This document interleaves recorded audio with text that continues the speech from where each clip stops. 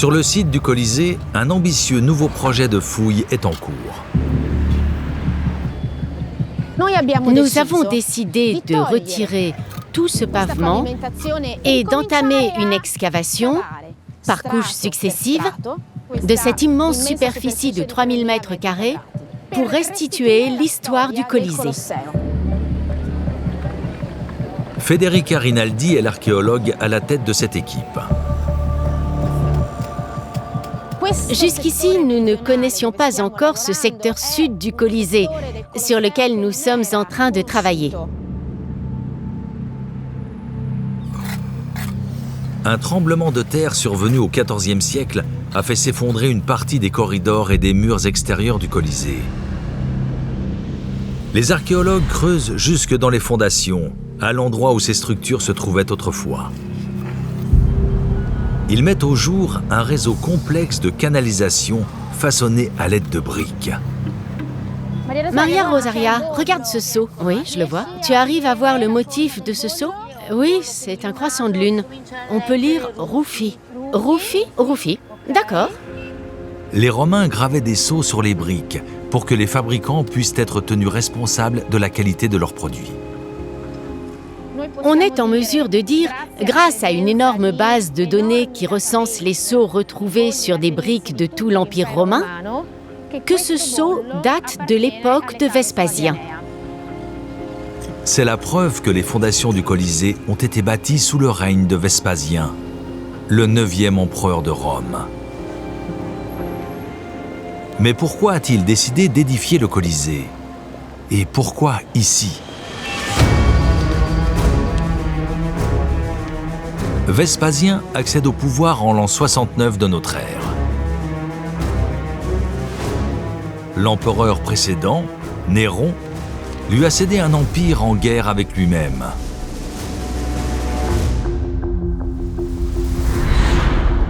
À quelques mètres à peine du forum, Néron s'était fait bâtir un immense palais, la Domus Aurea, ou Maison dorée. La construction de ce palais a conduit à l'éviction de milliers de personnes d'un site très central de la ville de Rome. Ce monument symbolise le despotisme, l'extravagance et la corruption impériale. Et Néron ne s'est pas arrêté là. En plus de son palais grandiloquent, il a fait ériger une gigantesque statue de lui-même, 30 mètres de haut. Son nom, le Colosse. C'était un mégalomaniaque qui a voulu marquer la ville de son empreinte. À la mort de Néron, Rome plonge dans une guerre civile qui durera 1 an. Les retombées politiques sont graves.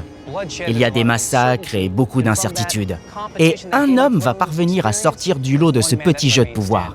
Il s'appelle Vespasien. Vespasien n'est pas de sang royal. C'est un militaire. Un général. Son premier défi, construire une relation avec son peuple. Comment va-t-il s'y prendre? Vespasien va réaliser une vraie opération politique et démagogique d'une grande importance. Il va restituer au peuple ce que Néron lui avait pris.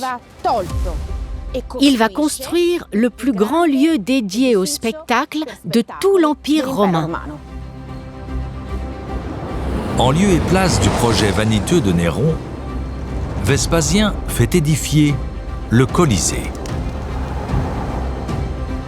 Il s'agit là d'une manœuvre politique très habile pour effacer l'héritage de Néron et établir sa propre dynastie, les Flaviens.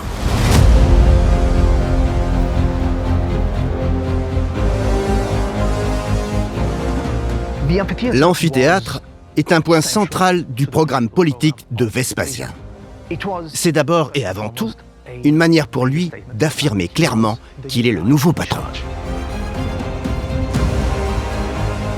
En construisant le Colisée, Vespasien espère créer un lien avec les habitants de Rome et restaurer l'ordre au sein de la société.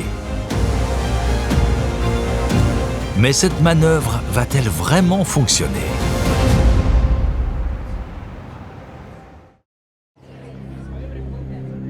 À première vue, le Colisée est un lieu dédié au divertissement.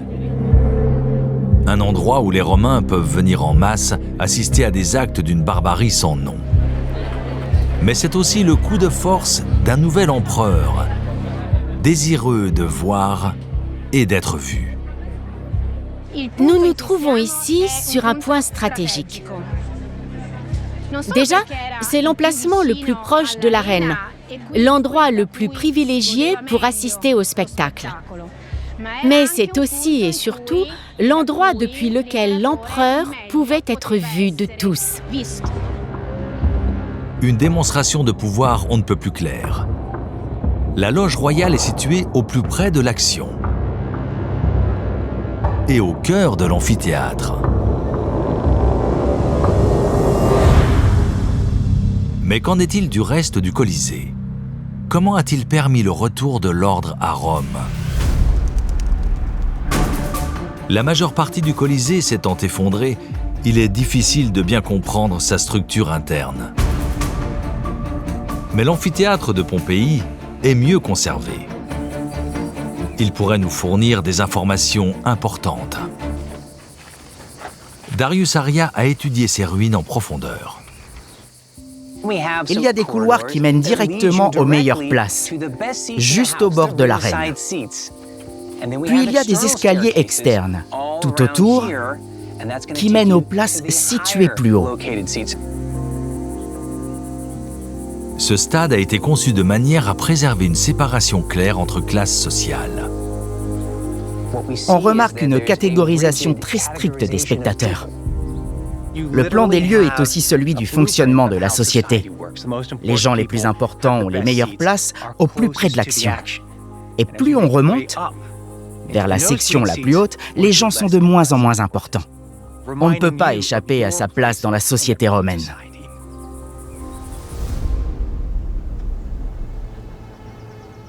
L'historienne spécialiste de l'Antiquité, Shushma Malik, a repéré des indices qui suggèrent qu'il en était de même au Colisée. Selon les étages, les sièges sont constitués de matériaux différents. En bas, il y a plus de briques et de pierres massives. Mais plus on s'élève dans les tribunes, plus les constructions sont faites de bois, qui est moins confortable et moins sûr.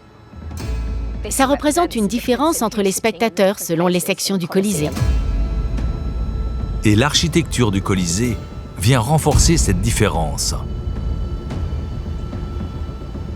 Au niveau du sol, de grands couloirs hauts de 9 mètres ornés de reliefs majestueux. Alors que les arcades du niveau supérieur sont plus exiguës et non décorées. En bas, on trouve les élites, les sénateurs et les chevaliers romains, qui sont les plus riches de la société. Et en remontant les tribunes, le niveau suivant est constitué des citoyens hommes. Puis, encore plus haut, une autre catégorie de la société. En gros, le reste, les non-citoyens, les esclaves et les femmes. Dans le public, tout le monde connaît bien sa place.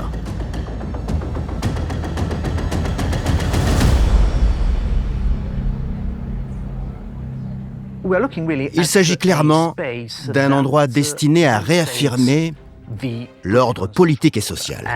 D'un côté, ça permet d'offrir à la population un grand divertissement, de l'amusement, mais ça donne aussi la possibilité pour les hommes au pouvoir de contrôler d'une manière très étroite qui fait quoi et où. Le Colisée est une preuve concrète de l'ordre social de Rome. Son architecture vient le renforcer. Mais c'est aussi le projet de construction le plus ambitieux du règne de Vespasien. On estime que les fondations à elles seules auraient coûté l'équivalent de 50 millions d'euros aujourd'hui.